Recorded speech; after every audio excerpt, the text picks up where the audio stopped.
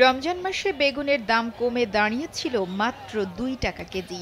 এখন সে বেগুন বিক্রি হচ্ছে ৫০ থেকে ৬০ টাকায়। যেই লরি ও হাজারি বেগুনের দাম ১ মাস আগেও প্রতি কেজি ২ থেকে ৩ টাকায় বেচাকেনা হয়েছিল, এখন সেই বেগুন পাইকারি বিক্রি হচ্ছে ৫০ টাকা কেজি দরে। তারপরেও হাসি নেই কৃষকের মুখে।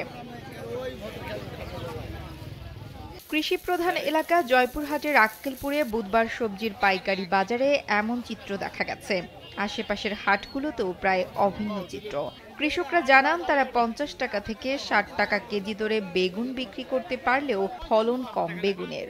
১ মিনিটে নগদ ইসলামিক অ্যাকাউন্ট খুলতে ডায়াল করুন *167#।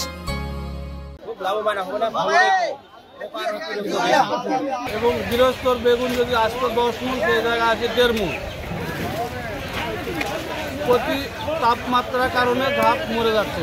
জানা গেছে প্রতি বছর এই মৌসুমে বেগুনের দাম কম হয়, কিন্তু অব্যাহত তীব্র তাপমাত্রা ও খরার কারণে বেগুন সহ অন্যান্য সবজির গাছে যেমন নতুন করে ফুল আসছে না, তেমনি পোকার আক্রমণ ও তীব্র তাপ প্রবাহে মরে যাচ্ছে বেগুন গাছ। এতে উৎপাদন কমে গেছে কৃষকদের। বাজারে বেগুনের চাহিদা বেশি থাকায় দামও বেশি, অথচ রমজান মাসে প্রতি কেজি ২ টাকা পাইকারি বিক্রি হয়েছে। দাম বেশি হলেও উৎপাদন কমে গেছে। খরার কারণে বিঘা প্রতি মাত্র ৪ থেকে ৫ মণ করে বেগুন পাওয়া যাচ্ছে। এতে লাভ কমে গেছে চাষিদের। বেগুনের এত ব্যয়বহুল খরচ, বেগুন নাই এখন ১ বিঘা তুলে ২ মণ, আগে ১ বিঘা তুলে ১০০ মণ। আগে যে বেগুন ছিল বাজারে মনে করেন ২০ টন, এখন বর্তমান ১ টন বেগুনও নেই।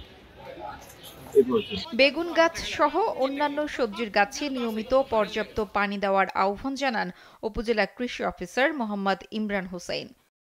ধান এবং সবজির যে কৃষকগুলো আছে তাদেরকে আমরা পর্যাপ্ত সেচের ব্যবস্থা করার জন্য বলছি।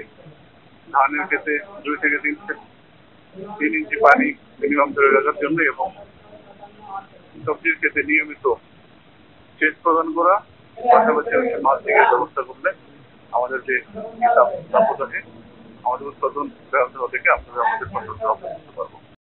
স্থানীয়রা বলছেন প্রতি বছর বেগুন চাষ করে বেশ লাভবান হন চাষিরা, কিন্তু এবছর খরার কারণে বেশিরভাগ চাষিদেরই মাথায় হাত। নুসরাত জাহান কলি, কালবেলা।